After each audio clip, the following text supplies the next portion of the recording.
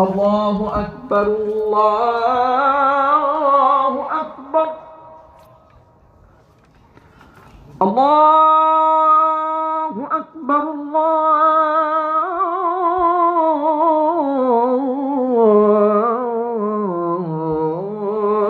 الله أكبر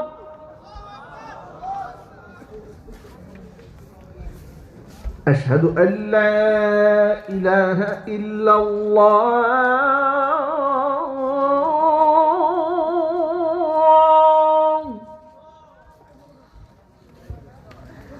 أشهد أن لا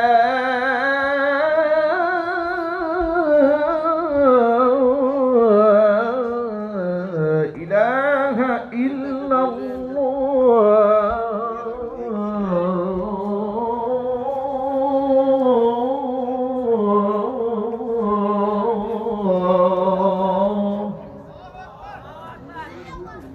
আজানের এই ধ্বনিটা মারহুম কারি উবাইদুল্লাহ রহমাতুল্লাহি আলাইহির কণ্ঠে শিশুকাল থেকে আমরা রেডিওতে টেলিভিশনে শুনেছি।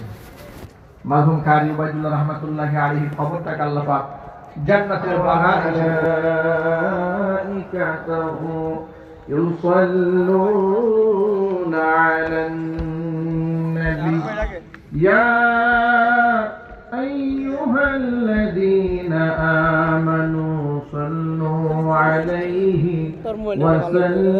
وسلموا تسليما اللهم صل على محمد وعلى آل محمد كما صليت على إبراهيم وعلى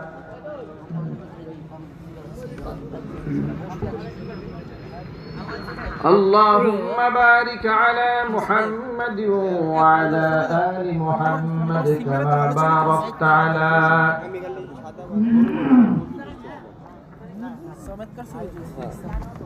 এই সাউন্ড বক্সগুলো আওয়াজ আছে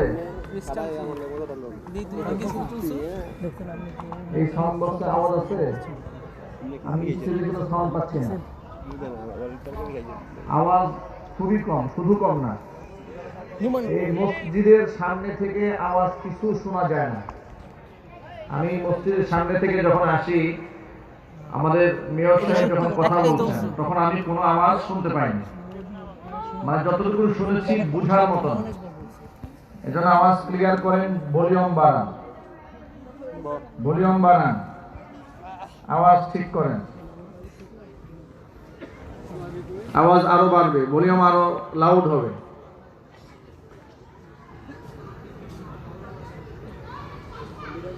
একজন ভলান্টিয়ার থাকতে হবে মাঠে ডানে বামে সামনে পেছনে বাচ্চারা দৌড়দৌড়ি করছে এদেরকে হয়তো চুপচাপ মাহফিলে বসিয়ে দিতে হবে না হয় এখান থেকে বের করে দিতে হবে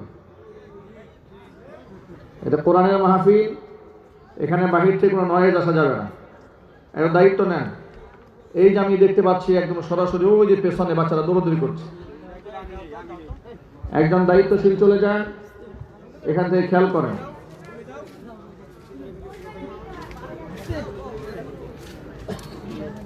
স্বেচ্ছাসেবক আছে মাহফিলে হ্যাঁ পাঠিয়ে দেন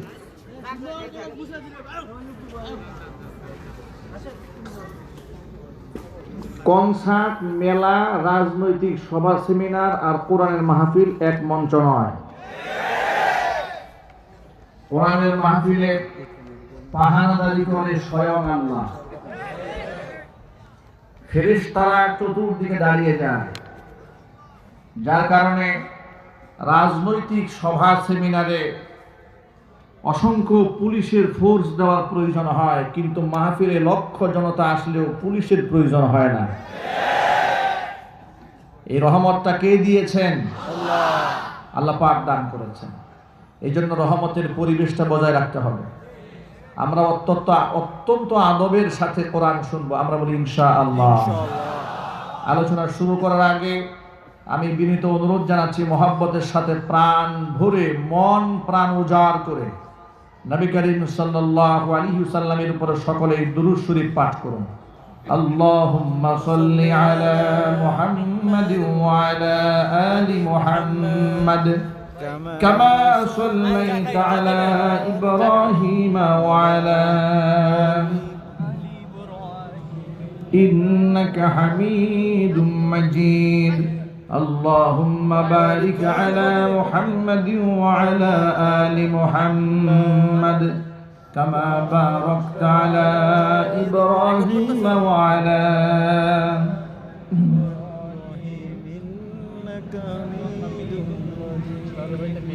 তুমি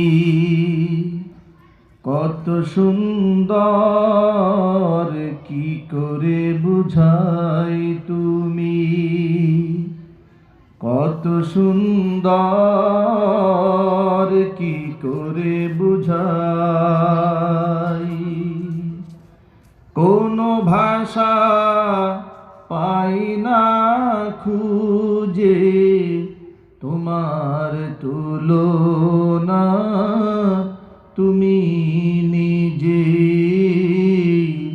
তোমার তুলনা তুমি নিজে তুমি কত সুন্দর প্রভু কত সুন্দর কি করে বুঝাই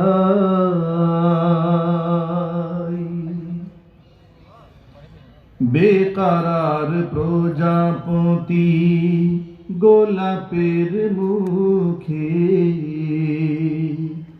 কি করে দোলায় পাখা বুক ভরা সুখে বেকারার প্রজাপতি গোলাপের মুখে কি করে দোলায় পাখা বুক ভরা সুখে কোন সুখে এত সুখী বুঝে আসে না যে কোন সুখে এত সুখী বুঝে আসে না যে তোমার তুলনা তুমি নিজে তোমার তুলনা তুমি নিজে তুমি কত সুন্দর প্রভু কত সুন্দর কি করে বুঝাই কোন ভাষা পাই না খুঁজে তোমার তুলনা তুমি নিজে তোমার তুলনা তুমি নিজে সাজানো এই পৃথিবীকে এত মায়া লাগে এত ভালোবাসাবাসি কেন মনে জাগে সাজানো এই পৃথিবীকে এত মায়া লাগে এত ভালোবাসাবাসি কেন মনে জাগে আবার বিরহ ঝরে আখি ভিজে ভিজে আবার বিরহ ঝরে আখি ভিজে ভিজে তোমার তুলনা তুমি নিজে তোমার তুলনা তুমি নিজে তুমি কত সুন্দর কি করে বুঝাই গভীর রজনী ভরা আকাশের তারা কার প্রেমে জেগে জেগে হয় দিশেহারা গভীর রজনী ভরা আকাশের তারা কার প্রেমে জেগে জেগে হই দিশেহারা। তোমার প্রেমের ভার আর সহে না যে, তোমার প্রেমের ভার আর সহে না যে, তোমার তুলনা তুমি নিজে, তোমার তুলনা তুমি নিজে। প্রভু কত সুন্দর তুমি, কত সুন্দর, কি করে বুঝাই তুমি কত সুন্দর, কি করে বুঝাই।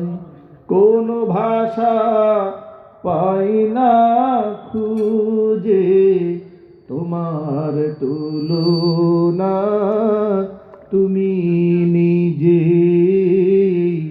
তোমার তুলনা তুমি নিজে, তোমার তুলনা তুমি নিজে। মারহাবা মারহাবা।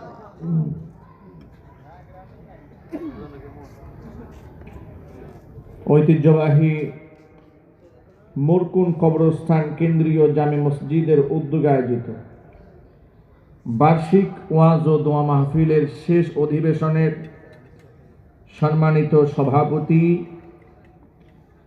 জনাব মোহাম্মদ সাদেক আলী, কাউন্সিলর ৪৭ নং ওয়ার্ড, গাজীপুর সিটি কর্পোরেশন।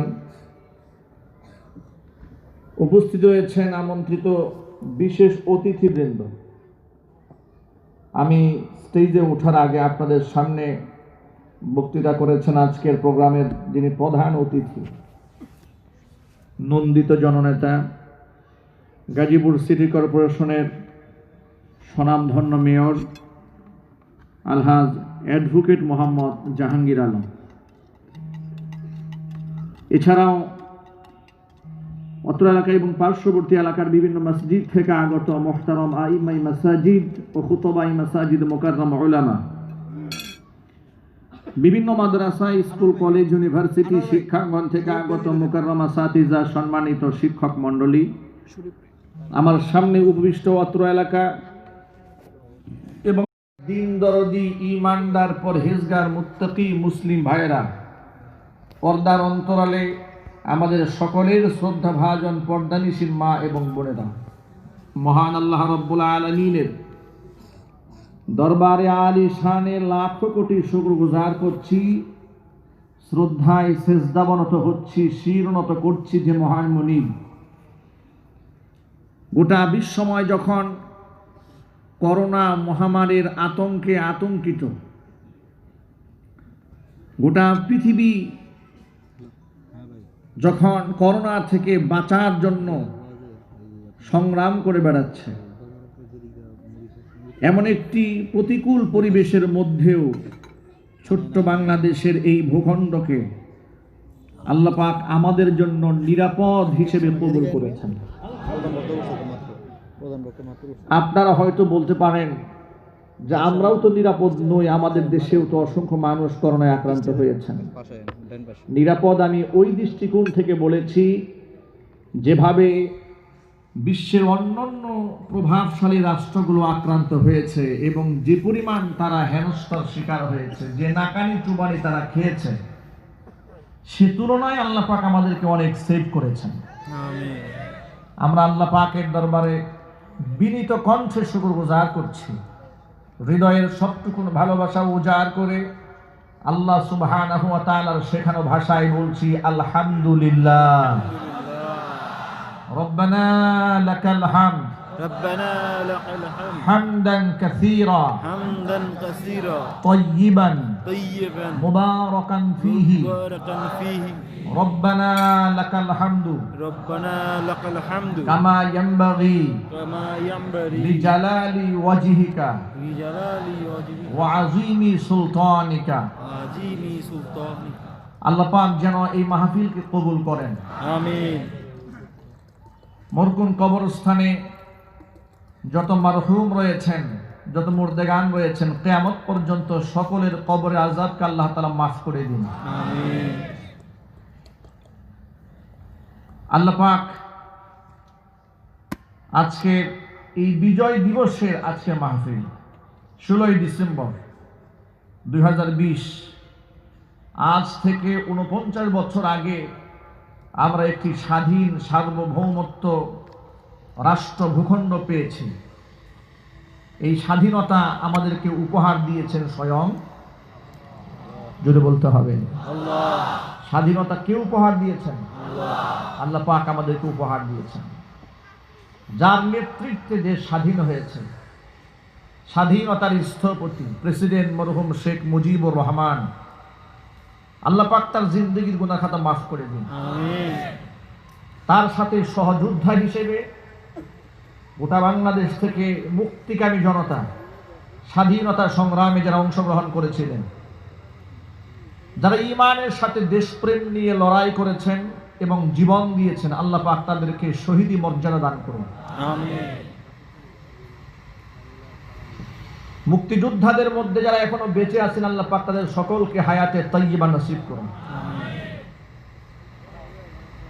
দেশ যারা স্বাধীন করেছেন, এই দেশ যতদিন থাকবে, এই দেশের মানুষ ততদিন তাদের কাছে ঋণী, ঠিক কিনা? আমার বাবা একজন যুদ্ধাহত মুক্তিযোদ্ধা, যুদ্ধে আহত হয়েছিলেন, 2004 সালে ইন্তেকাল করেছেন। আল্লাহ সুবহানাহু ওয়া তাআলা তার কবরে আযাব মাফ করে দিন। সকল ভাইদেরকে বলছি, মানুষ যখন মারা যায় তখন তাদের জন্য আমাদের কিছু করণীয় থাকে। বেঁচে থাকা অবস্থায় কিছু করণীয়, ইন্তেকালের পরে কিছু করণীয় হয়ে দাঁড়ায়। পৃথিবীতে সমস্ত মাখলুকাতের মধ্যে আল্লাহ পাক একটি জাতিগোষ্ঠীকে সর্বাধিক সম্মানিত করেছেন, সেই জাতিগোষ্ঠীর নাম হচ্ছে মানুষ। আল্লাহ পাকের কি পরিমাণ সৃষ্টি রয়েছে তার সংখ্যা এটা আমাদের কারো জানা নাই। যদিও লোক মুখে শোনা যায় 18,000 মাখলুকাত, এ কথাটি কোনো স্বতঃসিদ্ধ কথা নয় এবং এই কথাটি কোনো দলিল ভিত্তিক বক্তব্য নয়।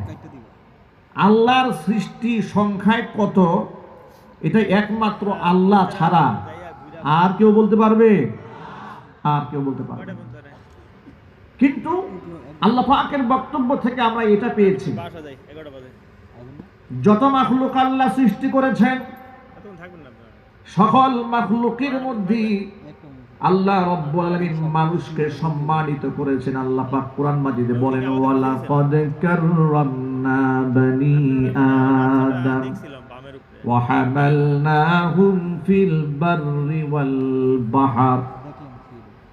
আল্লাহ পাক বলেন, বনু আদমকে আমি সম্মানিত করেছি, শুধু তাই নয়, তাদেরকে জলে এবং স্থলে আমি আল্লাহ তাআলা ভ্রমণ করিয়েছি। وَفَضَّلْنَاهُمْ عَلَى كَثِيرٍ مِّمَّنْ خَلَقْنَا تَفْضِيلًا। যত সৃষ্টি করেছি সকল সৃষ্টির উপরে আমি তাদেরকে প্রাধান্য দিয়েছি, শুধু তাই নয়, তাদেরকে যেমন আমি সৃষ্টির মধ্যে প্রাধান্য দিলাম, সম্মানিত করলাম, এবং সৃষ্টির মধ্যে তাদেরকে আমি সর্বাধিক সুন্দর করে তৈরি করেছি। জোরে বলুন সুবহানাল্লাহ। কোরআন মাজিদ আল্লাহ পাক বলেন, লাকাদ খালাকনাল ইনসানা ফি আহসানি তাকওয়িম। মানুষকে আমি সর্বাধিক সুন্দর করে তৈরি করেছি। কে বলছেন? আল্লাহ পাক বলছেন, মানুষকে সর্বাধিক সুন্দর করে বানিয়েছি, এমনকি মানুষকে আমি সর্বাধিক সম্মানিত বানিয়েছি। আর এই সম্মানিত হয়েছে মানুষ আসমানি ইলমের মাধ্যমে, জ্ঞানের মাধ্যমে। মানুষকে আমি আসমানি জ্ঞানের মাধ্যমে সম্মানিত করলাম। পশু পাখির জীবন চলাচল আর মানুষের জীবন চলাচল এক নয়। পশু পাখি যেভাবে জীবন যাপন করে, মানুষের জীবন যাপন এক নয়, কারণ মানুষের হিসাব আছে কিন্তু পশু পাখির কোনো হিসাব নাই। এই জন্য তামাম পৃথিবীর সমস্ত প্রাণীকুলকে আল্লাহ পাক বুদ্ধি দিয়েছেন, কিন্তু আল্লাহ ইলম দান করেন নাই। ইলম একমাত্র মানুষ আর জিন জাতিকে দান করেছেন। জোরে বলেন সুবহানাল্লাহ। ইলম দান করেছে আমি মানুষকে। ভাইরা আমার, আপনাদের একটা মৌলিক কথা বলে দেই, সব সময় মনে রাখবেন কথাটা। মানুষ তিনটা ধাপে, তিনটা উপায়ে জ্ঞান অর্জন করে। কয় ধাপে? যদি বলেন, তিনটি ধাপে মানুষ জ্ঞান অর্জন করে, তিনটি উপায় অবলম্বন করে মানুষ জ্ঞান অর্জন করে। এক হচ্ছে মানুষের পঞ্চ ইন্দ্রিয়ের মাধ্যমে, নাক, কান, জিহ্বা, চোখ, ত্বক, এগুলোর মাধ্যমে মানুষ জ্ঞান অর্জন করে। অনুরূপভাবে আরেকটা জ্ঞান অর্জন করে মানুষ বুদ্ধি দিয়ে, ব্রেইন দিয়ে, দ্বিতীয় নাম্বার মাধ্যম। আর 3 নম্বর জ্ঞান অর্জন করার মাধ্যম হচ্ছে ওহীর মাধ্যমে মানুষ জ্ঞান অর্জন করে। কয়টি মাধ্যম? জোরে বলেন না আপনারা। তিনটি মাধ্যমে মানুষ জ্ঞান অর্জন করে। একটা হচ্ছে তার পঞ্চ ইন্দ্রিয়, স্কিন দিয়ে মানুষ জ্ঞান অর্জন করে, চোখ দিয়ে জ্ঞান অর্জন করে, জিহ্বা দিয়ে জ্ঞান অর্জন করে, কান দিয়ে মানুষ জ্ঞান অর্জন করে, চোখ দিয়ে মানুষ জ্ঞান অর্জন করে। কিন্তু এই যে জ্ঞান অর্জন মানুষ পঞ্চ ইন্দ্রিয়ের মাধ্যমে করে, এর একটা সীমাবদ্ধতা রয়েছে, এর একটা শেষ রয়েছে। একটা পর্যায়ে গিয়ে এই পঞ্চ ইন্দ্রিয়ের বাহিরে গিয়া, নিয়ন্ত্রণের বাহিরে গিয়ে সে ইলম অর্জন করতে পারে না। উদাহরণ দিলে আপনারা সহজে বুঝতে পারবেন।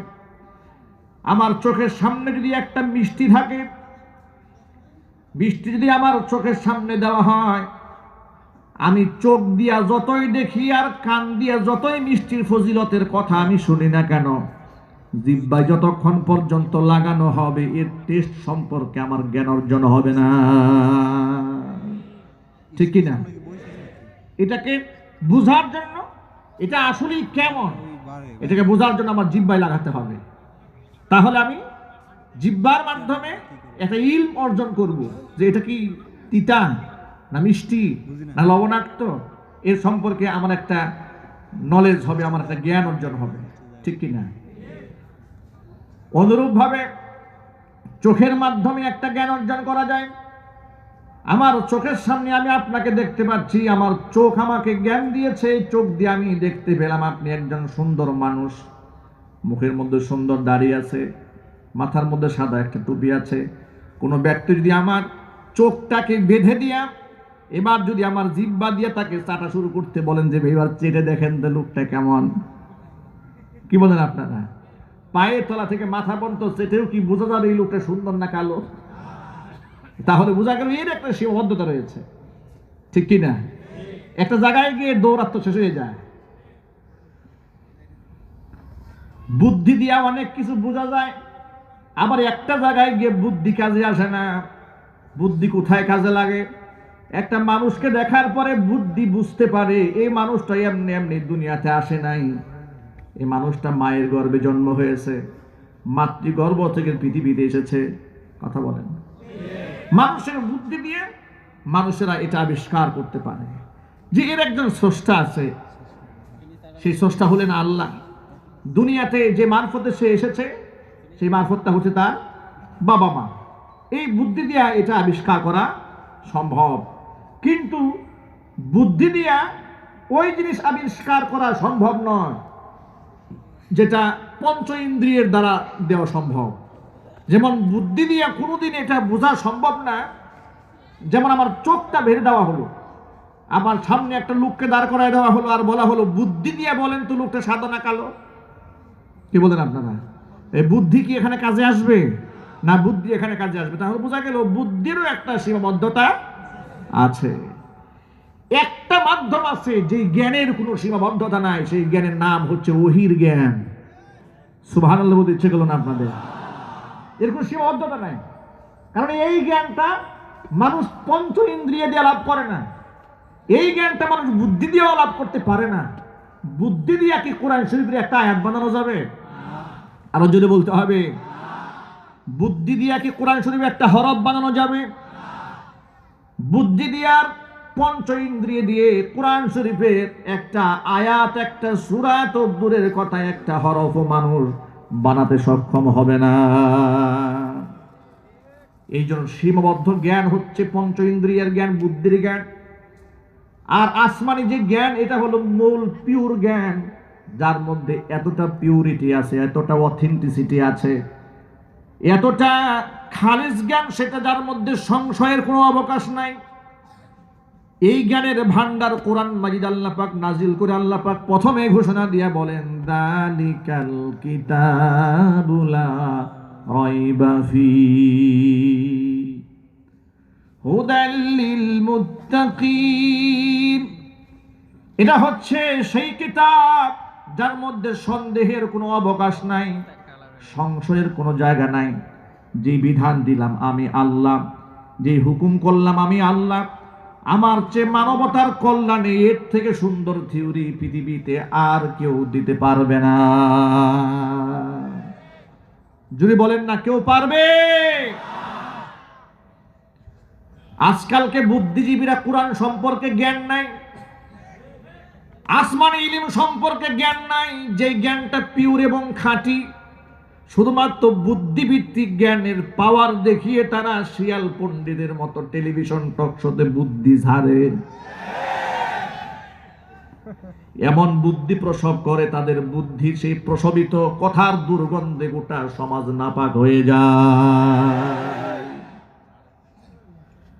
কয়েকদিন আগে এক বুদ্ধিজীবী টক শোতে বলেছে, অপ্রাসঙ্গিক ভাবে একটা বিষয়ের অবতারণা করে বলছে, হুজুরদের আলেমদের স্ত্রী এবং কন্যাগণ যে পর্দা করে চলে, বুরকা পরে চলে, নাক মুখ ঢেকে রাস্তায় চলে, এটা স্বাস্থ্যের জন্য ক্ষতিকর। আমি আমার একটা বক্তৃতার মধ্যে বলেছিলাম, এ কথাটা শোনার পরে ইবলিস শয়তান না জানে গাছের ডালে বসে কি রকম কান্নাকাটি করেছে। আপনারা হয়তো ভাবতে পারেন, হুজুর শয়তানের তো খুশি হওয়ার কথা, শয়তান কানবে কেন? আমি বলি, হয়তো বা এই জন্য শয়তান কেঁদেছি যে গোটা দুনিয়ার সৃষ্টি হওয়া থেকে শুরু করে এই পৃথিবীতে আগমন করা থেকে শুরু করে যত শয়তানি আমি করলাম, এইরকম শয়তানি কথা আমিও বলতে পারি নাই। এই জন্য আমি বলেছি, শয়তান বোধহয় গাছের ডালে বসে শুধু কান্না করেছে। এদেশের বুদ্ধিজীবীদের জ্বালায় শয়তান যে কবে দেশ থেকে পালায় যাবে আল্লাহই জানে। কথা বলেন ঠিক কিনা? এই লোকটা কি খেয়ে ডাক্তারি পাস করেছে আমার জানতে ইচ্ছে করে, অথচ তার এই বক্তব্যের সাথে না বিজ্ঞানের সূত্রের কোনো মিল আছে, না বাস্তবতার কোনো মিল আছে, না কোরআন হাদিসের কোনো রেফারেন্স আছে। বিজ্ঞানীরা পৃথিবীতে এমন কোন বিজ্ঞানী, একজন বিজ্ঞানীর নাম আপনি বলতে পারবেন না, একজন সায়েন্টিস্টের নাম আপনি বলতে পারবেন না, একজন অমুসলিম গবেষকে এমন কথা বলেনি যে হাত মুখ ঢেকে মেয়েরা চললে এটা স্বাস্থ্যের জন্য ক্ষতিকর। বরং বিজ্ঞানীরা বহুবার প্রমাণ করেছে, আমি তো কসম করে বলতে পারি, আমার আল্লাহ মানুষের দেহের জন্য ক্ষতিকর কোনো বিধান আল্লাহ মানব জাতির জন্য দেন নাই। দিয়েছেন? আল্লাহর কোন বিধান মানবতার অনিষ্ট করার জন্য আল্লাহ দিয়েছে?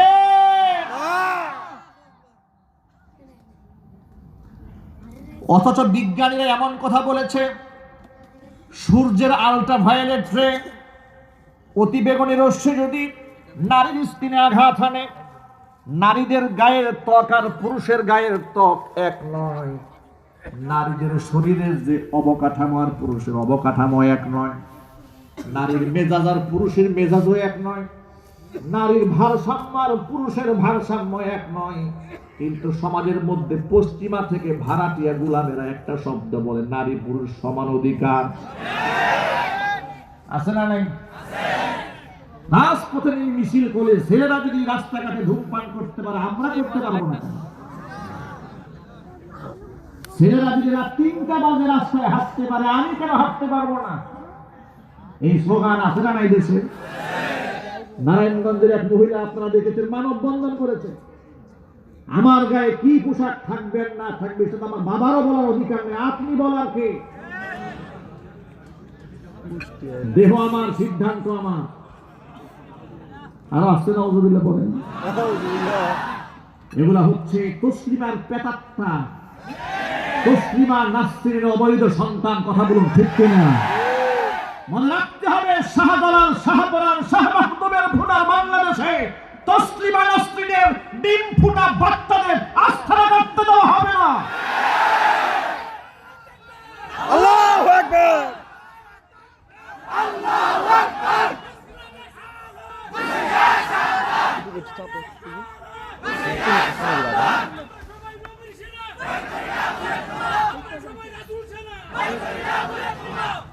আমার প্রিয় যুবক ভাইরা, আল্লাহ সুবহানাহু ওয়া তাআলা পর্দার বিধান দিয়েছেন আমার মা বোনদের সম্মান ইজ্জতকে সুরক্ষা করার জন্য। জোরে জোরে বলেন সুবহানাল্লাহ।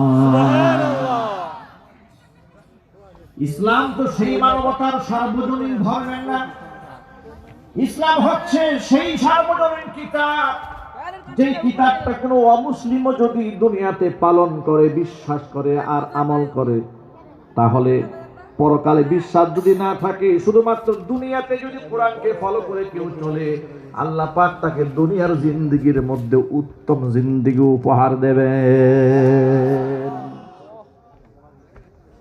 এখন আপনারা বলতে পারেন, বিজ্ঞান যেখানে বলে নারীরা ঢেকে থাকা ভালো, সেই জায়গায় এই লোকটা এ কথা কেন বলল?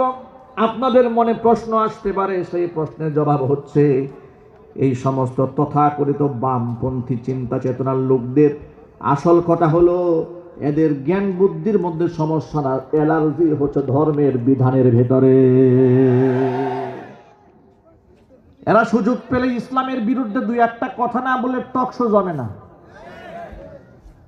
ওরা টকশোতে বসে বসে, আমার বুঝে আসে না, এত জ্ঞানী গুণী দেশে থাকতে এই সমস্ত লোকদেরকে দাওয়াত দেওয়া হয় কেন? উদ্দেশ্যটা কি? মাঝখানে কিছুদিন আমরা আন্দোলন করেছি, আপনারা শুনেছেন, ৭১ টেলিভিশনের বিরুদ্ধে, ডিবিসি চ্যানেলের বিরুদ্ধে আমরা কথা বলেছি। এই বক্তব্যটি যে চ্যানেলে প্রচারিত হয়েছে, সেই চ্যানেলের নাম হচ্ছে ডিবিসি। ডিবিসিতে এই সম্মানিত বুদ্ধিজীবীকে দাওয়াত করা হয়েছে। উনি এখানে এসেই তার প্রসব বেদনা শুরু হয়েছে, উনি তার প্রসব যন্ত্রণা সহ্য করতে না পারে এখানে ঢেলে দিয়েছে। কথা বলেন ঠিক কিনা? উনি এখানেই ঢেলে দিয়েছে। আল্লাহ পাক এই সমস্ত ব্যক্তিদের নাপাক বক্তব্য থেকে দেশ, জাতিকে, উম্মতকে আল্লাহ হেদায়েত দান করেন। আমিন। এরা আবার ওয়াজ মাহফিলের বিরুদ্ধে সুযোগ পেলেই কথা বলে। ওয়াজ মাহফিল যেন বক্তারা করতে না পারে, এরা আন্দোলন করে, মানববন্ধন করে, ওয়াজ মাহফিল বন্ধ করে দাও। ওয়াজ মাহফিল বন্ধ হওয়াতে রাষ্ট্রের কি অবস্থা হয়েছিল আপনারা দেখেছেন। লকডাউনে 6 মাস ওয়াজ বন্ধ ছিল। এই 6 মাস ওয়াজ বন্ধ থাকার ভেতরে গোটা দেশটা ধর্ষণের, গণধর্ষণের স্বর্গরাজ্যে পরিণত হয়েছিল। তোমরা আমাদেরকে কি বোঝাতে চাও? এই জাতিকে আলেমদের কাছে আসতে দাও, আলেমদের কথা শুনতে দাও। আলেমদের কথা শুনলে কি হবে?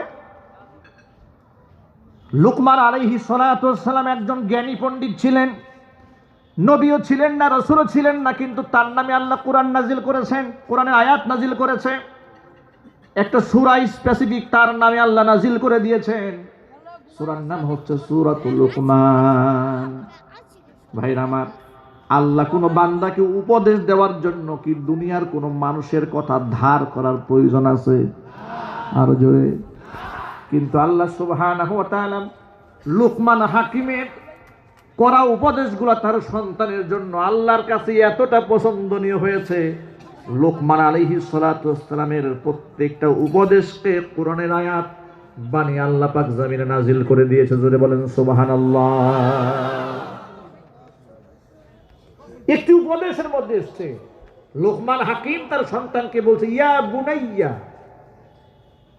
আলাইকা বিমাজালিসিল উলামা ওয়ালতাজিমহা ওয়াসতামি' কালামাল হুকামা। হে ছেলে, তুমি আলেমদের মজলিসে উঠা বসা করবে এবং এটা অত্যাবশ্যকীয় বানায় নেবে। সুবহানাল্লাহ পড়ে। বাবা তার সন্তানকে বলছে, আলাইকা বিমাজালিসিল উলামা জাহেলদের মজলিসে না আলেমদের মজলিসে উঠা বসা করবে, এবং ওয়ালতাজিমহা এটা জীবনের জন্য অত্যাবশ্যকীয় হিসেবে ধারণ করবে। ওয়াসতামি' কালামাল হুকামা, এবং পণ্ডিত জ্ঞানীদের কথা শুনবে, জ্ঞানী আলেমদের বক্তব্য শুনবে। কারণ হলো ফাইন্নাল্লাহা ইউহিল কলবাল মাইয়িতা, মৃত আত্মাকে আল্লাহ সুবহানাহু ওয়া তাআলা বিনুরিল হিকমা, হিকমতের নূরে আল্লাহ পাক মানুষের অন্তরের মরে যাওয়া অন্তরকে সেইভাবে আল্লাহ পাক সজীব বানিয়ে দেন, তাজা বানিয়ে দেন, যেভাবে মৃত প্রায় জমিনকে আল্লাহ পাক বৃষ্টির ফোঁটার মাধ্যমে তাজা বানাইয়া দেয়। বৃষ্টির ফোঁটা বললে জমিন যেমন সজীব হয়, আলেমদের বক্তব্য শুনলে, জ্ঞানী গুণী আলেমদের বক্তব্য শুনলে মরা আত্মা ঠিক সেভাবে জিন্দা হয়ে যায়। এজন্য আলেমদের বক্তব্য শুনবে। লোকেরা আলেমদের বক্তব্য শুনতে চায় না, তবে হ্যাঁ, সমাজের মধ্যে অনেক লোকেরা আছেন আলেমদের বক্তব্য শোনার জন্য বেকারার হয়ে থাকেন। আছে না নাই? দেখুন, হাজার হাজার মানুষ আপনারা এসছেন, আপনাদের জন্য বিরিয়ানির ব্যবস্থা আছে, তেহারির ব্যবস্থা, জিলাপির ব্যবস্থা। আপনাদেরকে গাড়ি ভাড়া দিয়েছে না? কেউ গাড়ি ভাড়া দেয়নি, কিন্তু হাজার হাজার মানুষ আপনারা তীর্থের কাঠের মতো বসে আছেন, চাতক পাখির নাই বসে কোরআন শুনছেন। এই যে আপনাদের কোরআনের প্রতি আকর্ষণ, এটা হচ্ছে ঈমানের আলামত। আলহামদুলিল্লাহ বলেন। এই জন্য সকল ভাইদেরকে বলি, ভাইয়েরা আমার, আল্লাহ সুবহানাহু ওয়া তাআলা কোরআন নামক দৌলত আমাদেরকে দান করলেন, আর বলে দিলেন এই কোরআন, এর মধ্যে সন্দেহের কোনো অবকাশ নাই, এর মধ্যে সংশয়ের কোনো কারণ নাই। গোটা পৃথিবীবাসী যখন কোনো মারাত্মক সমস্যার সম্মুখীন হবে, তাদের দায়িত্ব হচ্ছে কোরআন এবং সুন্নাহ থেকে তার সমাধান নিয়ে নেওয়া। জায়েজ না জায়েজের ফতোয়ার জন্য বুদ্ধিজীবীদের কাছে যাওয়া যাবে না। আজকে তো জায়েজ না জায়েজের ফতোয়া দেয় বুদ্ধিজীবীরা, কলিজা ফেটে কান্না আসে। যে ফতোয়া দিবে দূরের কথা, তাকে যদি বলেন চাচা, ও বুদ্ধিজীবী কাকা, সূরা ফাতিহাটা শোনান, চাচার বাতাস যে কোন দিকে বের হবে চাচা নিজেও জানে না। কথা বলেন ঠিক কিনা? এই চাচা আবার মাইকের সামনে এসে সাংবাদিক সম্মেলন করে বলেন আলেমদের ফতোয়া দেওয়ার কোনো অধিকার নাই। চাচা মিয়ার কাছে জানতে ইচ্ছে করে, আলেমরা ফতোয়া দেবেন না, তো ফতোয়া দিবেন কে আপনি? তো দেন ফতোয়া, আপনার ফতোয়া একটু শুনি। আপনার ফতোয়া শুনে শয়তান একটু আত্মহত্যা করে মরুক। কথা বলেন ঠিক কিনা? আপনার ফতোয়া শুনে শয়তান গলায় দড়ি দিক, একটু ফতোয়া দেন শুনি। এগুলো হচ্ছে বেকুফ, নাদান, বুদ্ধি নাই, জ্ঞান নাই, কিন্তু নিজেদেরকে অনেক পণ্ডিত মনে করে। আসল জ্ঞানী তারা যারা আল্লাহকে বিশ্বাস করে, আসল জ্ঞানী তারা তার জীবনের লক্ষ্য এবং অভিষ্ট লক্ষ্য এবং উদ্দেশ্য সম্পর্কে অবগত হয়েছে। আসল জ্ঞানী সেই ব্যক্তি, যেই ব্যক্তি পরকালকে বিশ্বাস করে, যেই ব্যক্তি কবরের সুয়াল জবাবকে বিশ্বাস করে, সব কিছু জেনে শুনে হালাল হারাম বেছে যেই ব্যক্তি চলে, সেই ব্যক্তি হলো আসল জ্ঞানী। আমার আল্লাহ পাক কোরআন মাজিদে বলেন, আলা ইন্নাহুম হুমুস সুফাহা ওয়ালাকিন লা ইয়ালামুন। ঈমানদার বান্দাদেরকে ওরা মূর্খ বলে, বোকা বলে। তোমরা শুনে রেখো, আলা ইন্নাহুম হুমুস সুফাহা, আমার ঈমানদার বান্দা বান্দি যারা আছে তারা বোকা নয়, তাদেরকে যারা বোকা বলে ওরা হলো আসল বোকা। কিন্তু ওরা যে বোকা এটা ওরা নিজেরাও জানে না। ওরা এমন বোকা, ওরা নিজেরাও সেটা জানে না। আল্লাহ পাক ঈমানদারদেরকে জ্ঞানী বলেছেন, সুবহানাল্লাহ বলেন। যখন ইয়াং বয়সে কোনো ছেলের মুখে দাঁড়িয়ে রাখে, কিছু ছেলে তো আছে প্যান্ট যে পরে সেই প্যান্টের বর্ণনা দেওয়া সম্ভব নয়। কয়েকদিন আগে আমি চিটাগংয়ের প্রোগ্রাম ছিল, ফ্লাইটে বিমানে উঠেছি। বিমানে ওঠার আগে তো বাসে উঠতে হয় আগে, ওই বাসে যাচ্ছে, আমার সামনে বসছে একটা যুবক ছেলে। বিশ্বাস করেন, তার প্যান্ট দেখে আমি একদম ফিক্স বরাবর হাসতেও পারতেছি না, আবার ঠোঁটা আটকিয়ে রাখাও সম্ভব হচ্ছে না, মানে একটা ব্যক্তির মতো অবস্থা হয়ে যাচ্ছে। আমি কেন হাসবো না চুপ থাকবো, খুব কষ্টে একটু চুপ করে থাকলাম। কিন্তু দৃশ্যটা দেখে কি বলবো বলেন, এই প্যান্টটা পরেছে, এই প্যান্টটা যদি আরেকটু ছেড়ে তাহলে এইটাকে সুতা দিয়ে বান্ধা ছাড়া উপায় নেই। দুই প্যান্টের দুটো জায়গায় ফুটা, এখানেও ফুটা এখানেও ফুটা। এটাকে স্টাইল বানিয়েছে। আজ থেকে 20 বছর আগে এমন একটা প্যান্ট আপনি 500 টাকা না 5000 টাকা দিয়েও পরিয়ে এই লোকটাকে বের করতে পারতেন না, ঠিক কিনা? এখন ভালো প্যান্ট ছিঁড়ে ডিজাইন বানাইছে, মডেল বানিয়ে, আহারে কপাল পরা যায়। অদিন পর পরে মডেল চেঞ্জ হয়, মেয়েরাও যেমন মডেল চেঞ্জ করে, ছেলেরাও মডেল চেঞ্জ করে। ছেলেরা দেখেছি মাঝখানে কয়েকদিন চুল রাখছে এরকম বড় বড় ভাল্লুকের মতো, ইদানিং আবার স্টাইল সম্পূর্ণ চেঞ্জ, আস্তে আস্তে আমরা সব উঠাই ফেলতেছে। মাঝখানে এখানে একটু খোপা বাঁধে, একটু ঝুটি বাঁধে, কথা বলেন ঠিক কিনা? প্যান্ট একটা পরেছে তো পিছনে অর্ধেক খোলাই থাকে, কি বাতাস লাগার জন্য প্যান্ট একটা লাগছে। যুবক ভাইদেরকে বলি, যুবক ভাইরা, দুনিয়াতে আপনি যাকে ফলো করবেন, যাকে আপনি অনুসরণ করবেন, তার সাথে আপনার হাসর হবে, তার সাথে আপনার জান্নাত জাহান্নামের ফয়সালা হবে। এটা আমার বানানো কথা নয়, বিশ্বনবী সাল্লাল্লাহু আলাইহি সাল্লাম বলেছেন, মান তাসাব্বাহা বিকওমিন ফাহুয়া মিনহুম। এই দুনিয়াতে যে ব্যক্তি যে জাতির কালচার অনুসন্ধান করবে, অনুসরণ করবে, যার সাদৃশ্যতা অবলম্বন করবে, সেই ব্যক্তি তাদেরই দলভুক্ত বলে গণ্য হবে। আপনি যদি কোনো নায়ককে ফলো করেন, নায়িকাকে অনুসরণ করেন, তো আপনার কপালে ওর সাথে কাল কিয়ামতের ময়দানে বিচার ফয়সালা হবে। আর আপনি যদি মডেল হিসেবে বিশ্বনবী মুহাম্মদ রাসূলুল্লাহ সাল্লাল্লাহু আলাইহি সাল্লামকে গ্রহণ করেন, নবীজির সাথে আল্লাহ পাক আপনার হাসর নসিব করাইয়া দিবে। যত যুবক ভাইরা এখানে আছে, আপনারা বলেন মডেল হিসেবে, আইডল হিসেবে, আইকন হিসেবে, আমার জন্য উপমা হিসেবে, নমুনা হিসেবে আমার নবীর চাইতে দামি, পরিচ্ছন্ন, পবিত্র মানুষ কি পৃথিবীতে আর আছে? কোরআন মাজিদ আল্লাহ পাক বলেন, লাকাদ কানা লাকুম ফি রাসূলিল্লাহি উসওয়াতুন হাসানাতুন লিমান কানা ইয়ারজুল্লাহা ওয়াল ইয়াউমাল আখির ওয়া যাকারাল্লাহা কাসীরা।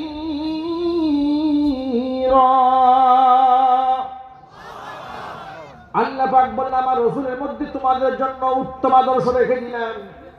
আমার নবীর মধ্যে আদর্শ একমাত্র তারাই খুঁজে পাবে, লিমান কানা ইয়ারজুল্লাহা ওয়াল ইয়াউমাল আখির, যে ব্যক্তি আমি আল্লাহকে তামান্না করে, আমার সন্তুষ্টি কামনা করে, আমার আখিরাতি জবাবদিহিতার ভয় যারা করে, আখিরাতে যারা মুক্তি চাই, মুক্তিকামী জনতা, আমি আল্লাহ রসুলের মধ্যে আদর্শ খুঁজে পাবে। জুড়ে বলেন সুবহানাল্লাহ। যুবক ভাইরা আমার, এই যে করোনাকালীন মহামারীর সময়ে আল্লাহ পাক আমাদেরকে হিফাজত করেছেন, নিয়ামত দান করেছেন, আমাদের তো উচিত এই গোটা বিশ্বের মধ্যে করোনা এসে আল্লাহ পাক আমাদেরকে অনেকভাবে সতর্ক করেছেন, অনেক মেসেজ আল্লাহ পাক আমাদেরকে দিয়েছেন, অনেক ইবরত, অনেক শিক্ষণীয় ঘটনা আমার চোখের সামনে আল্লাহ পাক তুলে ধরেছেন। হেদায়েত যদি নেওয়ার ইচ্ছা থাকে এখান থেকে নেওয়া যাবে। আমার বড় আফসোস হয়, কলিজা বড় ব্যথা, করোনা আসার পরে অনেক মুসলমানের কপালে হেদায়েত জুটলো না,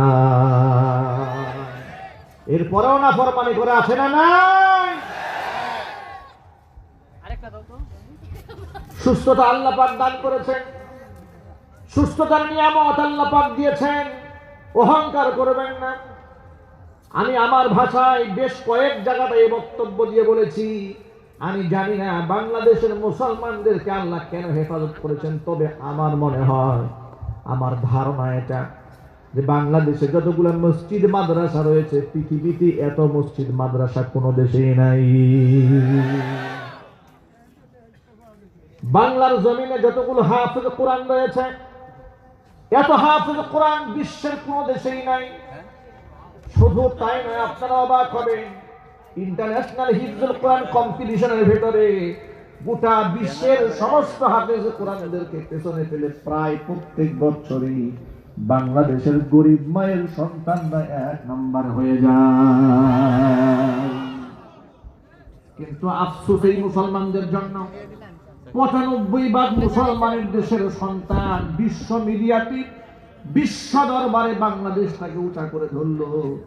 উচিত ছিল যখন ফাইনাল রাউন্ডটা হয়ে যায় তখন বাংলাদেশের সবগুলো চ্যানেলের মধ্যে সেই অনুষ্ঠানটা সম্প্রচার করা এটা হক ছিল। খেলা যদি পৃথিবীর বিভিন্ন দেশ থেকে দেশের স্যাটেলাইটে প্রচারিত হতে পারে, ইন্টারন্যাশনাল হিফজুল কোরআন কম্পিটিশন, মুসলমানদের দেশের একটা ছেলে বিশ্ব দরবারে দাঁড়িয়েছে কোরআন কম্পিটিশনে, যেখানে সৌদি আরব, কাতার, কুয়েত, ইরাক, ইরান, লেবানন সমস্ত দেশের হাফেজ কোরআন কম্পিটিশন করছে। সৌদি আরবে লাইভ টেলিকাস্ট হচ্ছে, কাতারে হচ্ছে, দুবাইয়ে হচ্ছে। এমন একটা অনুষ্ঠান বাংলাদেশে লাইভ টেলিকাস্ট হওয়ার দরকার আছে না? যদি বলে, কিন্তু আফসোস, ক্রিকেট ভালো খেললে বাড়ি বানায় দাও, কথা বলে, গাড়ি দাও, গাড়ি দাও, সব দিয়ে রাষ্ট্রের সম্পদ, বিরাট সম্পদ। কিন্তু কোরআনে কারীমের হাফেজরা রাষ্ট্রীয় সম্পদ নয়। এই জন্য আমাদের কথা হচ্ছে, আল্লাহ সুবহানাহু ওয়া তাআলা কোরআনের হাফেজ সাহেবদেরকে যে মর্যাদা দিয়েছেন, আমরাও যেন হাফেজ কোরআনদেরকে সেই সম্মান দিতে পারি। আল্লাহ আমাদের তৌফিক দান করুন। আমরা আল্লাহর কাছে দোয়া করি, আল্লাহ তুমি আমার একটা সন্তানকে, আমার একটা ছেলেকে, আমার একটা মেয়েকে 30 পারা কোরআনের হাফেজ বানাও। স্বপ্ন দেখতে পারেন কিনা? কবুল করার মালিক তো আল্লাহ। চেষ্টা করব আমি কবুল করার মালিককে। চেষ্টা করবে কে? চেষ্টা করবে আল্লাহ। চেষ্টা করবে আল্লাহ। চেষ্টা কে করবে? কবুল করবে কি? আল্লাহ সুবহানাহু ওয়া তাআলা। আমাদেরকে চেষ্টা করতে হবে। ভাইরা, সন্তান যদি কোরআন এবং সুন্নাহর জ্ঞানী হয়, তাহলে ধন্য আপনার দুনিয়া, ধন্য আপনার আখিরাত। ঠিক কিনা?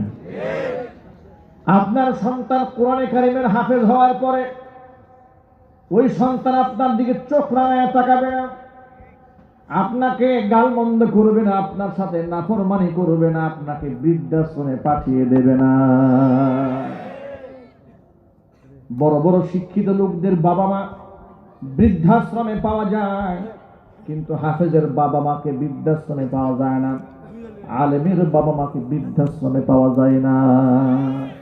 কারণটা কি? কারণ হলো আলেম কোরআন থেকে জেনেছে, হাদিস থেকে জেনেছে, আমার মা আমার বাবা হচ্ছে আমার বেহেশতে যাওয়ার সিঁড়ি। আল্লাহ নবী সাল্লাল্লাহু আলাইহি সাল্লামের কাছে জিজ্ঞেস করা হলো, মা হাক্কুল ওয়ালিদাইনি আলাইনা ইয়া রাসূলুল্লাহ।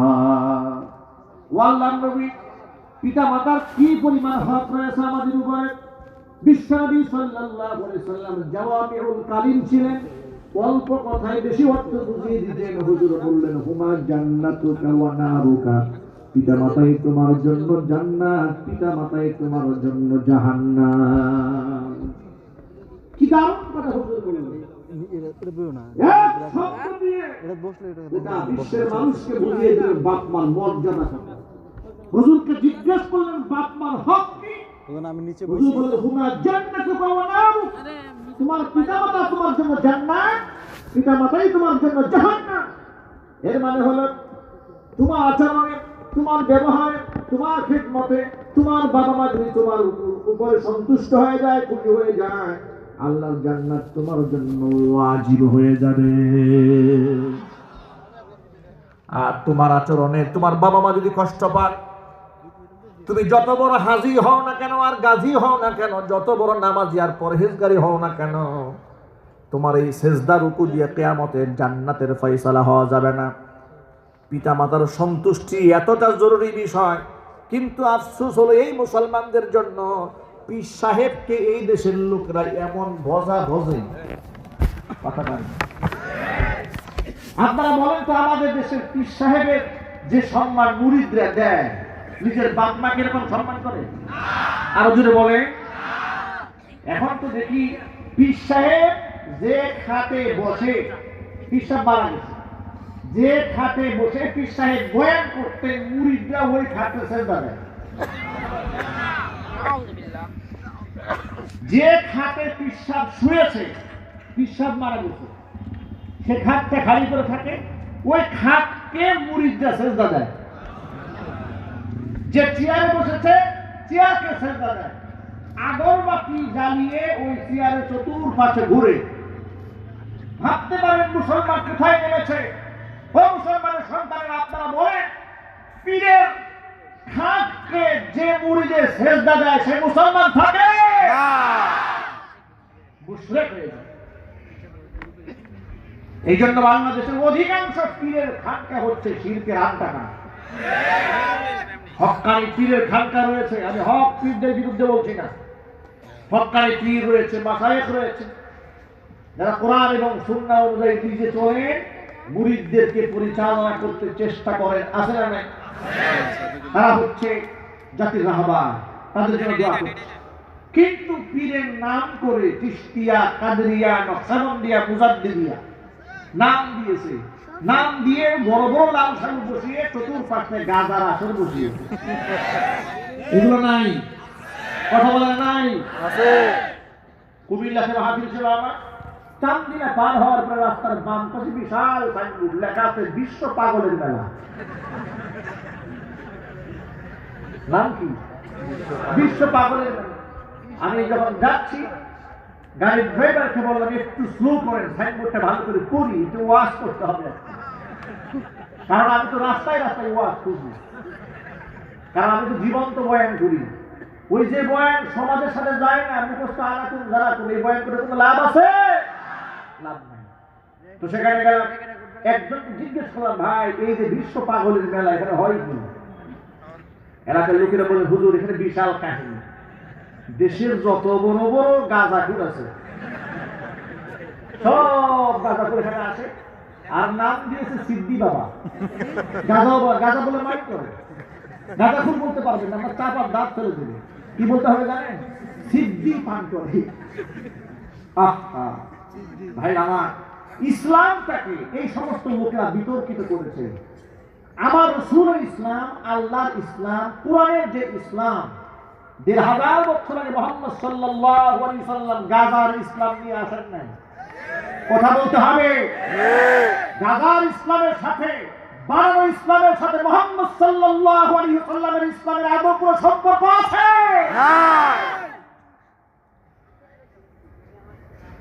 বাবা মাকে সম্মান করেন, হক্কানি পীর আউলিয়া যারা আছে তাদেরকে সম্মান করেন, কিন্তু তাদের সম্মান যেন আপনার বাবা মার সম্মানের উপরে চলে না যায়। তার কারণ শোনেন, কোরআন মাজিদ আল্লাহ রাব্বুল আলামিন বলেন, ওয়া'বুদুল্লাহা ওয়া লা তুশরিকু বিহি শাইআ ওয়া বিল ওয়ালিদাইনি ইহসানা।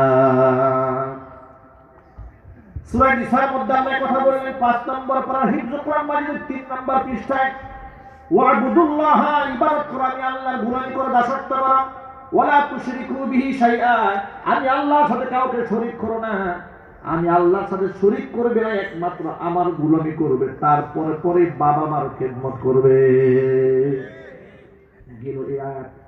আল্লাহ সুবহানাহু ওয়া তাআলা কোরআন মাজিদের সূরা বনী ইসরাঈলের হিফজ কোরআনের ১৫ নম্বর পারার ৩য় নম্বর পৃষ্ঠার মধ্যে আল্লাহ রাব্বুল আলামিন বলছেন, ওয়া ক্বাদা রাব্বুকা আল্লা তা'বুদু ইল্লা ইয়্যাহু ওয়া বিল ওয়ালিদাইনি ইহসানা।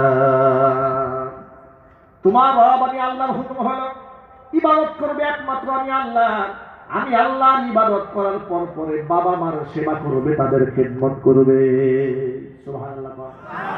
এই দুইটা আয়াত কোরআন মাজিদ আল্লাহ রাব্বুল আলামিন অন্য আয়াতের মধ্যে বলেন, ওয়া ওয়াসাইনাল ইনসানা বিওয়ালিদাইহি ইহসানা। আল্লাহ পাক আরেকটা আয়াতের মধ্যে বলেন, ওয়া ওয়াসাইনাল ইনসানা বিওয়ালিদাইহি হুসনা। আল্লাহ পাক বলেন, আমি মানুষকে হুকুম করেছি তারা যারা তাদের বাবা মার সেবা করে, বাবা মার খেদমত করে, বাবা মার সাথে উত্তম আচরণ করে, একজন সাহাবী হুজুরের কাছে আসলেন, এসে বলছেন ইয়া রাসূলুল্লাহ আল্লাহ মান আবাদু ইয়া রাসূলুল্লাহ, ওয়াল্লাহ নবী, পৃথিবীতে যে সমস্ত মানুষের সাথে আমি ভালো ব্যবহার করব, সবচেয়ে বেশি ভালো ব্যবহার পাওয়ার হক কার? হুজুরকে জিজ্ঞেস করলেন, নবীজি জবাব দিয়ে বলছেন উম্মাকা, এই দুনিয়ার মাটিতে আসমানের নিচে জমিনের উপরে তোমার সবচাইতে ভালো আচরণ পাওয়ার হক হচ্ছে তোমার মায়ের। সুবহানাল্লাহ বলতে ইচ্ছে করলো না? নবী আবার জিজ্ঞেস করলেন সুম্মা মান, নবীজিকে জিজ্ঞেস করা হলো সুম্মা মান, ও নবীজি তারপরে কার হক? নবীজি দ্বিতীয়বার বললেন সুম্মা উম্মাকা, এরপরও তোমার মায়ের হক। আবার সাহাবী তৃতীয়বার বলছেন সুম্মা মান, তারপরে কে? হুজুর বলেন সুম্মা উম্মাকা, এরপরও তোমার মায়ের হক। চতুর্থবার সাহাবী বলছেন সুম্মা মান, হুজুর বলেন সুম্মা আবার। তিনবার মায়ের কথা বলার পরে নবী করিম সাল্লাল্লাহু আলাইহি সাল্লাম চতুর্থবার মানে বলেন, তিনবার মায়ের কথা উল্লেখ করার পরে বলেন এরপরে তোমার বাবা। আল্লাহু আকবার বলেন, আল্লাহু আকবার বলে। ও মুসলমান ভাইরা, আমার যুবক ভাইরা, যত ভাইরা এখানে এসেছেন সকল ভাইদেরকে বলবো, যাদের বাবা মা বেঁচে আছে কান খুলে শুনে রাখেন, আমার বাবা আমার মা হচ্ছে আমার জান্নাতে যাওয়ার সিঁড়ি। আমার বাবা মা যদি আমার খেদমতে খুশি হয়ে যান তো আল্লাহ পাক খুশি হয়ে যাবেন। আমার বাপ মা যদি আমার খেদমতে নারাজ হয়ে যান, আমার আল্লাহ নারাজ হয়ে যাবে। বিশ্বনবী সাল্লাল্লাহু আলাইহি ওয়াসাল্লাম আরেকটা হাদিসের মধ্যে বলেছেন, কোন ব্যক্তি যদি চায় তার কামাই রুজির মধ্যে আল্লাহ বরকত দান করুক, এটা যদি কেউ চায় সে যেন বাবা মার পেছনে বেশি বেশি টাকা খরচ করে। যদি বলেন সুবহানাল্লাহ। একজন সাহাবী রাসূলের কাছে আসলেন বাবার নামে বিচার দেওয়ার জন্য। বিচার দেব কে? রাসূল, আমার বাবা আমার টাকা পয়সা আমার বাড়ি শুনুন লেগে বুঝুন না কি বলেন, আছে না অনেক বাবা আছে ছেলের টাকা। সাহাবী মনে করেছে বিচার দিলে রাসূলের কাছে, রাসূল ভালো বিচার করে দেবে, আমার টাকা পয়সা বাবা আজ হবে। হুজুর বললেন আনতা ওয়া মালুকা লিআবিক, তোমার বাবা তোমার পারমিশন ছাড়া টাকা খরচ করে দেবে। হ্যাঁ শোনো, শুধুমাত্র টাকা নয়, তুমি এবং তোমার সম্পদ যা আছে সব তোমার বাবা। আল্লাহু আকবার বলে একটু বোঝার চেষ্টা করো। সাহাবী গেছে বাবার নামে বিচার দেওয়ার জন্য, বলে আমার সম্পদ আমার বাবা আমার পারমিশন ছাড়া খরচ করে। হুজুর বলছেন তোমার সম্পদ শুধু না, তোমার মাল এবং তুমি নিজে তোমার বাবা। আল্লাহু আকবার। এইভাবে রাসূল পাক সাল্লাল্লাহু আলাইহি সাল্লাম পিতা মাতার সম্মান এভাবে প্রতিষ্ঠিত করেছেন। আজকে সেই মুসলমান বাবা মাকে গাল বন্ধ করে, বাবা মাকে ভাত করে ছেলে মেয়েরা খাওয়াতে চায় না। বিভিন্ন গ্রামগঞ্জে বিচার হয়, সালিশ হয়, দরবার হয়, কে বাবাকে নেবে কে মাকে নেবে, পাড়াগাঁড়ে টুকরা করে ভাগ করছে। কথা বলে ঠিক না? আর ছেলে যদি বেশি শিক্ষিত হয়ে যায় তাহলে তো কাজ সারছে। আবার যদি ছেলের বউ যদি ডক্টরের বউ আরেকটা ডক্টর হয় তাহলে তো ডক্টরে ডাবল ডক্টর। এই ঘরে বাপ মা থাকা বড়ই মুশকিল হয়ে যায়। বাস্তবতা আছে না নাই? আবার ভালো যে নাই তা না, আছে, কিন্তু সে অংশটা খুবই কম। বাবা মারা নির্যাতিত হয় বেশি। গত মাসের পত্রিকাতে এসছে বাংলাদেশের সীমারেখার ভেতরে শিক্ষিত লোকের বাবা মা নির্যাতিত হচ্ছে সবচাইতে বেশি। পত্রিকা রিপোর্ট এসছে শিক্ষিত লোকের বাবা মা নির্যাতিত হচ্ছে সবচেয়ে বেশি। একজন সেনা অফিসারের বাবা 3-4 দিন আগে আপনারা হয়তো অনেকে দেখেছেন, পত্রিকা এসছে রিক্সা চালায় খাচ্ছে বৃদ্ধ বয়সে। এগুলা হচ্ছে, এগুলা চোখের সামনে আল্লাহ পাক দেখাচ্ছে। এটা আমাদেরকে মনে রাখতে হবে, শিক্ষা নিতে হবে যে আমার সন্তানকে আমি সব শিখিয়েছি, কিন্তু আল্লাহ পাকে কোরআনটা শেখাইনি, নবীর হাদিস আমি শেখাইনি, তাহলে আমার সমস্ত শিক্ষা বরবাদ হয়েছে। কথা বলে ঠিক না? সব এই জন্য আমাদের মূল বিষয় হচ্ছে আমার ছেলে ডাক্তার হোক, ইঞ্জিনিয়ার হোক, লয়ার হোক, ব্যারিস্টার হোক, প্রফেসর হোক, যাই হোক না কেন, কিন্তু আমার সন্তানদের কোরআন ছাড়া দিলওয়ালা না হয়, তার সিনার মধ্যে আমি কোরআন ঢুকিয়ে দেবো ফাউন্ডেশন হিসেবে। পারবো না ইনশাল্লাহ? কারা কারা পারবেন হাত দেখতে চান? আলহামদুলিল্লাহ। আল্লাহ তুমি আমাদের হাত ধরে কবুল করে নাও। আমিন। আর যত মানুষ হাত তুলেছে আল্লাহ তুমি কাউকে ফিরিয়ে দিও না। আল্লাহ আমাদের সন্তানদেরকে আবেদ বানাও, জাহেদ বানাও, দেশের নেতৃত্ব দেওয়ার মতো যোগ্যতা দান করো। আল্লাহ পাক কবুল করুন। বাবা মা যদি খুশি হয়ে যায় আর আল্লাহর খুশির জন্য যদি বাবা মার সেবা করতে পারেন, পরকালে যেমন জান্নাতের ফয়সালা হবে, দুনিয়াতেও বিপদে পড়লে আল্লাহ পাক দুনিয়ার বিপদ থেকেও বাঁচাইয়া দেবেন। আল্লাহ নবী সাল্লাল্লাহু আলাইহি ওয়াসাল্লাম একটা কাহিনী বলেন সাহাবীদের কাছে। কি কাহিনী বলছেন? নবীজি সাহাবীদের কাছে একটা কিচ্ছা শোনাচ্ছেন। সুবহানাল্লাহ বলেন। হুজুর বলেন, শোনো তোমাদেরকে একটা কাহিনী শোনাই। তোমরা পৃথিবীতে আগমন করার পূর্বে তিনজন ব্যক্তি দিনের বেলায় কোথাও একটা সফরে বের হয়েছিল। তারা সারা দিন চলেছে। সন্ধ্যা যখন ঘনায় এলো, তারা মনে মনে ভাবলো, রাতের আধারে সফর করা নিরাপদ নয়। রাতটা যদি কোনো মতে কাটিয়ে দিতে পারতাম তাহলে সকালবেলা এখান থেকে যাত্রা শুরু করতে পারতাম, কিন্তু রাত কাটাবো কোথায়? এখন তো দুনিয়া উন্নত হয়েছে, আধুনিক বিশ্ব। বিভিন্ন জায়গার মধ্যে আবাসিক হোটেল পাওয়া যায় থাকার জন্য। সুন্দর সুন্দর হোটেল ঢাকা শহরেও আছে, বিভিন্ন শহরে আছে, জেলা শহরে আছে, থানা শহরে আছে। কিন্তু দুঃখজনক হলেও সত্য কথা, এখন কিছু কিছু আবাসিক হোটেল হয়ে গেছে নোংরার আড্ডাখানা। এই ব্যবসাগুলো আবার নামধারী মুসলমানরা করে। বিভিন্ন জায়গায় আন্দোলন হয়। পুরাবাড়িতে বেশ কয়েকবার ওলামায়ে কেরামের নেতৃত্বে আন্দোলন হয়েছে। আমি এক মসজিদে জুমা পড়াতাম, মসজিদের পাশেই ছিল একটা হোটেল। এটা নিয়ে অনেক নোংরামি সরাসরি হয়েছে, অনেক আন্দোলন হয়েছে, মিছিল মিটিং হয়েছে। এক পর্যায়ে আলহামদুলিল্লাহ সেটা বন্ধ হয়েছে। এটা যে কত বড় গজব! আমরা এই যে আলেমরা, আমরা এগুলার বিরোধিতা করি, আপনাদের সামনে আমরা এগুলোর সমালোচনা করি। কেন করি জানেন? আপনাদেরকে সচেতন করার জন্য। কারণ কোন এলাকায় হাদিসে এসছে, কোন এলাকার মধ্যে যদি জিনা ব্যভিচার চালু থাকে, ওই এলাকাটা আল্লাহর রহমত শূন্য হয়ে যায়। নাউজুবিল্লাহ। জিনা ব্যভিচার যে অঞ্চলে হয় সেখানে আল্লাহ পাকের কি আসে না? রহমত আসে না। এই জন্য যেটা আমরাও সমাজে বসবাস করি, আমাদের সন্তানরা এখানে বড় হবে, তাদের চরিত্র যদি ভালো না হয়, এই খারাপ দুর্গন্ধ চতুর্দিকে ছড়িয়ে যায়, তা আমাদের নেক্সট জেনারেশন, পরবর্তী প্রজন্ম কোন দিকে যাবে? অন্ধকারের সমুদ্রে ঝাঁপিয়ে পড়তে হবে। এই জন্য আমরা প্রতিবাদ জানাই। যারা এই ধরনের কাজগুলা করেন আল্লাহ পাক তাদেরকে হেদায়েত নসিব করেন। কেমন মুসলমান তুমি!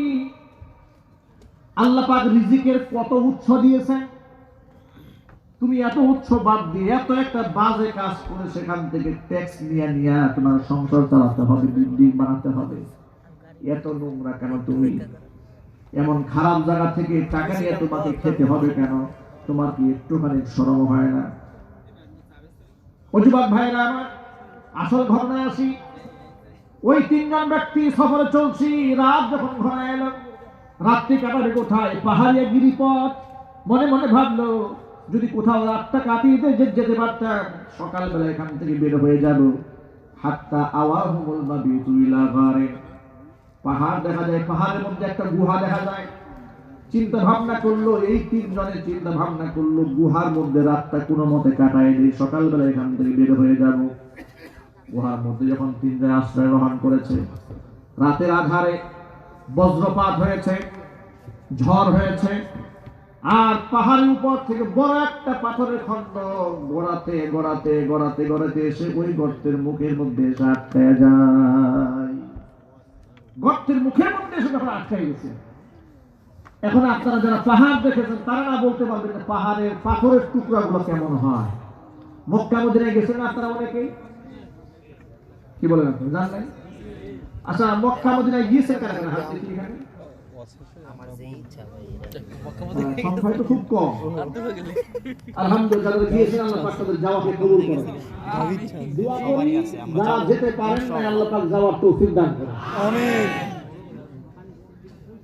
পাহাড় দেখলে বুঝতে পারবেন যে পাহাড়ের পাথরগুলো কত বিশাল আর কেমন আকার ধারণ করেছে। এত বড় একটা পাথরের টুকরা গর্তের মুখে এসে আটকে গেছে, এখান থেকে বের হওয়া যাচ্ছে না।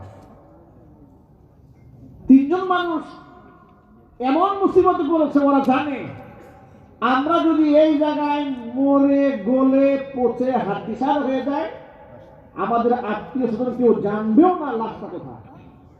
এমন একটা জায়গা, তখন তো আর মোবাইল ছিল না যে ফোন দিয়ে বলবে যে ভাই আমি অমুক জায়গায় আছে, উদ্ধার করেন। সে রাস্তা ছিল তাও না। এমনকি তারা তিনজনে যে ধাক্কায় সরাবে তারও কোনো উপায় নেই, ক্ষমতা নেই। বিশাল পাথর। তিনজনে মিলে পরামর্শ করলো, এখন যদি আমরা চিৎকার করি, চিৎকার কেউ শুনবেও না, সাহায্যের জন্য কেউ এগিয়ে আসবে না, আমাদেরকে কেউ দেখবেও না।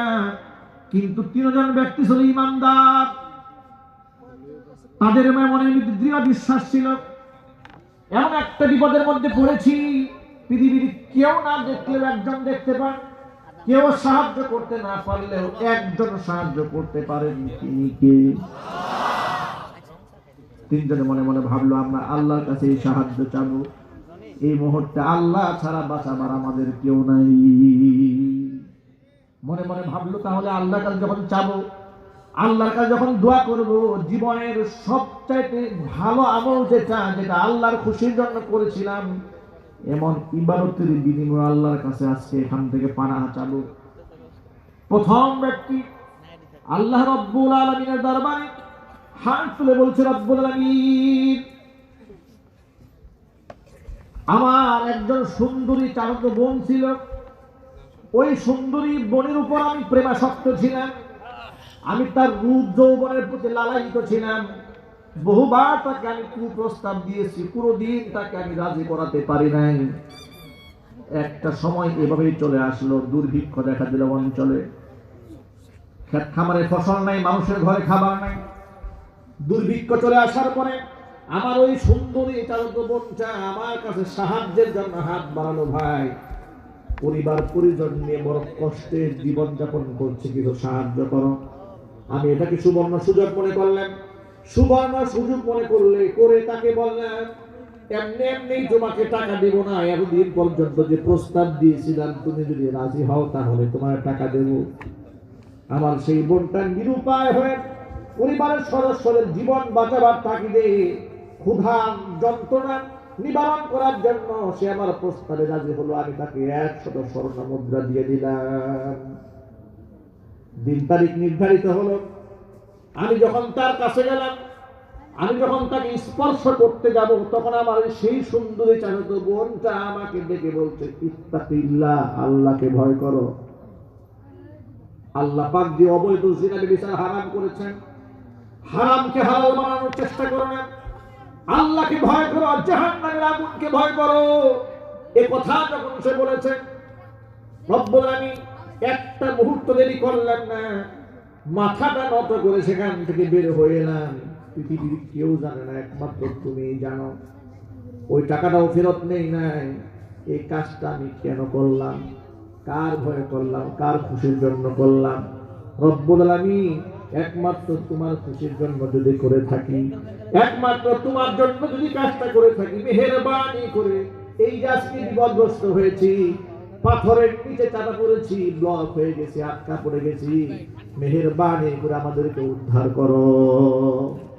হুজুর বলেন, দোয়া করতে দেরি হয়েছে, কবুল হতে দেরি হয় নাই। আল্লাহ সুবহানাহু ওয়া তাআলা সাথে সাথে পাথরটাকে কিঞ্চিত পরিমাণ দূরে সরাইয়া দিলে।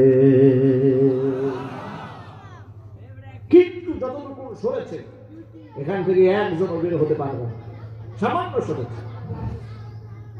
এবার দ্বিতীয় ব্যক্তি আল্লাহর কাছে দোয়া করে বলছে, রব্বুল আলামিন, আমার ঘরের মধ্যে একজন বৃদ্ধা মা আছে, প্রতি রাতে আমি বাহির থেকে যখন খাবার নিয়ে আসি, আমার মায়ের মুখে আমি খাবার আগে তুলে দেই, মাকে খাবার না দিয়ে আমি আমার সন্তান বিবি কাউকে খাবার দেই না। জোরে জোরে বলেন সুবহানাল্লাহ।